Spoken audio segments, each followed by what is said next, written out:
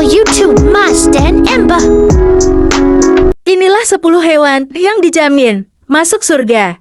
Dalam Hasyiah Kisah Al-Miraj, Syekh Ahmad Ad-Dardiri menyebutkan bahwa ada 10 hewan yang kelak akan masuk surga. Meski dalam kitab itu tidak disebutkan satu persatu secara lengkap, tetapi berikut ini disampaikan ulasan-ulasan singkatnya sesuai dengan yang dijelaskan kitab-kitab sirah dan tarikh. Berikut 10 nama hewan yang akan masuk surga. 1. Buruk, tunggangan Nabi Muhammad. Buruk merupakan hewan surga yang dipilih oleh malaikat Jibril untuk menjadi tunggangan Nabi Muhammad dalam menempuh perjalanan Isra Miraj. Buruk itu terpilih karena kerinduannya ingin berjumpa dengan Nabi Muhammad. Nama buruk sendiri berasal dari kata barku yang berarti kilat. Pasalnya, ia melaju dengan sangat cepat secepat kilat sehingga mempersingkat waktu tempuh. Rasulullah SAW dari Masjidil Haram ke Masjidil Aqsa hingga ke Sidratul Muntaha hanya dengan waktu 1 malam. Menurut sejumlah riwayat, buruk merupakan hewan seperti kuda, berbulu putih, memiliki sayap di kedua pahanya. Ukuran tubuhnya lebih besar dari keledai, namun lebih kecil dari kuda. Kelebihannya, selain berjalan cepat, kaki depannya bisa terangkat saat jalan menurun, dan kaki belakang terangkat saat jalan menanjak.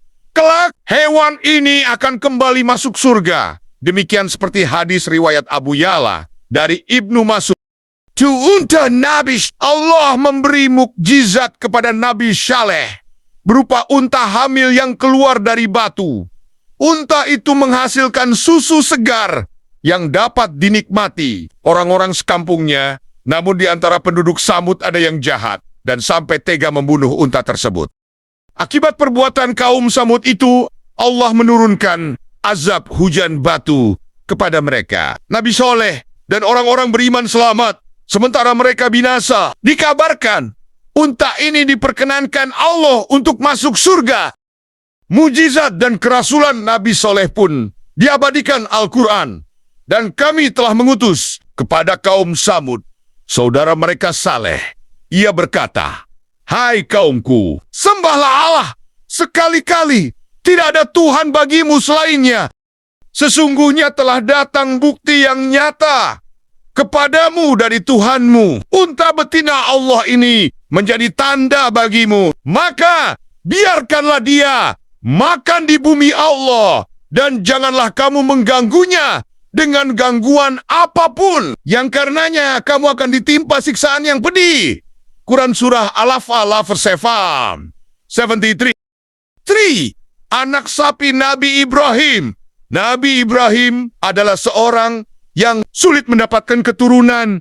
Berbagai usaha sempat ditempuhnya bersama istrinya Sarah, tetapi Allah Subhanahu wa Ta'ala belum juga mengabulkannya. Pada suatu hari, datanglah 3 tamu yang tak dikenal ke rumahnya. Sebagai orang yang gemar memuliakan tamu, Nabi Ibrahim tetap memuliakan mereka dengan hidangan. Hidangan itu berupa daging anak sapi panggang. Sayangnya, ketiga tamunya tidak mau menyentuh hidangannya sedikit pun rupanya. Ketiga tamu itu jelmaan malaikat yang diutus Allah. Mereka datang membawa kabar bahwa Nabi Ibrahim dan istrinya akan segera mendapatkan anak. Anak itu tak lain adalah Ishak. Sebagai ganjarannya, anak sapi yang disembelih itu diberi balasan masuk surga. Lebih lengkapnya, kisah ini tercantum dalam surat Ad-Dizagiriyat ayat 24-30. 4. Kambing Nabi Ismail. Nabi Ibrahim alaihissalam pernah diuji Allah untuk menyembelih anaknya Ismail.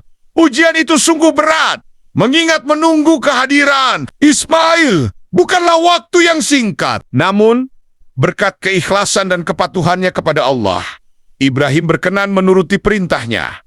Pun demikian putranya, Ismail. Hingga pada suatu ketika, Nabi Ismail hendak disembelih. Nabi Ismail diganti dengan seekor kambing yang gemuk dan sehat. Rupanya, begitu cepat malaikat mengganti dan menyelamatkannya, dari penyembelihan sang ayah. Cerita dramatis ini pun dimuat dalam Al-Quran, tepatnya dalam surah Asy-Syafat ayat 102 sampai 107. Dan berawal dari kisah ini, kita disyariatkan untuk menyembelih hewan kurban pada hari raya Idul Adha. 5. Burung hudhud termasuk jenis burung pelatuk yang disebut Allah dalam Al-Quran surat An-Naml ayat 20 sampai 40. Burung ini ditugasi Nabi Sulaiman untuk mencari kabar ke daerah lawan. Salah satunya kabar dari negeri Sabah. Sepulang dari satu perjalanan, burung hudhud melaporkan kepada Nabi Sulaiman bahwa dirinya menjumpai perempuan dengan segala kekayaan, namun masih menyembah matahari. Allah memberikan keistimewaan pada burung itu, berupa kemampuan fisik dan juga daya jelajah yang hebat, sehingga dapat terbang jauh dan tidak pernah tersesat. Nabi Sulaiman tidak percaya dengan apa yang disampaikan sang burung, hingga ia pun kembali mengutusnya, membawa seruan dakwah kepada Ratu Balkis di negeri Sabah. Setelah mengantarkannya, burung hudhud diperintah untuk mengamati tanggapan dari Ratu Sabah. Mendapat surat kiriman, Ratu Balkis segera mengumpulkan para pembesar kerajaan. Mereka kemudian berunding apa yang harus dilakukan untuk merespons surat Sulaiman. Hasil rundingan tersebut adalah mengirim utusan untuk mengantarkan hadiah kepada Raja Sulaiman di Yerusalem. Burung hudhud terbukti benar telah menunjukkan tentang kerajaan Sabah yang tidak diketahui oleh Nabi Sulaiman. Berkat jasanya, burung hudhud pun dijamin Allah masuk surga. Semut Nabi Sulaiman. Hewan berikutnya yang dijamin akan masuk surga ialah semut-semut yang berbincang dengan Nabi Sulaiman. Kisahnya berawal dari perjalanan Nabi Sulaiman dengan pasukannya ke sebuah daerah. Di tengah perjalanan, mereka melewati sebuah lembah yang disarangi semut. Melihat kedatangan Nabi Sulaiman, Raja Semut langsung memerintahkan rakyatnya untuk masuk ke dalam sarang. Alasannya agar mereka tidak teriniak-injek oleh pasukan Nabi Sulaiman. Mendengar instruksi Raja Semut kepada rakyatnya, Nabi Sulaiman meminta pasukannya berhenti, seraya memberi kesempatan kepada kawanan semut untuk memasuki sarang. Setelah kawanan semut masuk sarang, Nabi Sulaiman berbincang dengan Raja Semut. Dari pembicaraannya, terungkaplah tujuan Raja Semut yang sesungguhnya. Ternyata ia memerintah kawanannya masuk ke dalam sarang bukan khawatir terinjak oleh pasukan Nabi Sulaiman, melainkan simat-simit, takut merasa takjub melihat kemegahan pasukan Nabi Sulaiman, sehingga melupakan kekuasaan Allah. 7. Anjing Ashabul Kahfi. Kisah anjing Ashabul Kahfi ini bersamaan dengan kisah sekelompok pemuda yang tertidur di dalam gua dan terbangun setelah 3 abad kemudian. Bayangkan saja mereka tertidur di dalam gua selama 309 tahun. Tujuan awal mereka masuk ke dalam gua adalah melarikan diri dari kekejaman Raja Decanus yang dikenal pemimpin yang ingkar. Setelah masuk gua, pemuda Ashabul Kahfi yang terdiri dari 7 orang dan ditemani seekor anjing itu dibuat tertidur oleh Allah selama ratusan tahun. Begitu terbangun dari tidur, mereka berhasil lolos dari kejaran Raja Decanus dan hidup di zaman yang sudah lebih baik dari sebelumnya. Kisah ini pun diabadikan Al-Quran dalam surat Al-Kahfi ayat 9 sampai 22. 8. Ikan yang menelan Nabi Yunus. Dikisahkan, perjalanan dakwah Nabi Yunus mendapat penolakan keras dari kaum Ninawa. Alasan penolakan mereka adalah karena Nabi Yunus seorang pendatang. Hingga akhirnya Nabi Yunus merasa putus asa dan pergi menaiki kapal yang penuh dengan muatan. Di tengah perjalanan, badai besar menghadang kapal yang ditumpanginya. Akibatnya, satu persatu muatan dibuang ke laut, termasuk muatan orang. Saat diundi, keluar nama Yunus dan mengharuskan dirinya untuk melompat ke laut.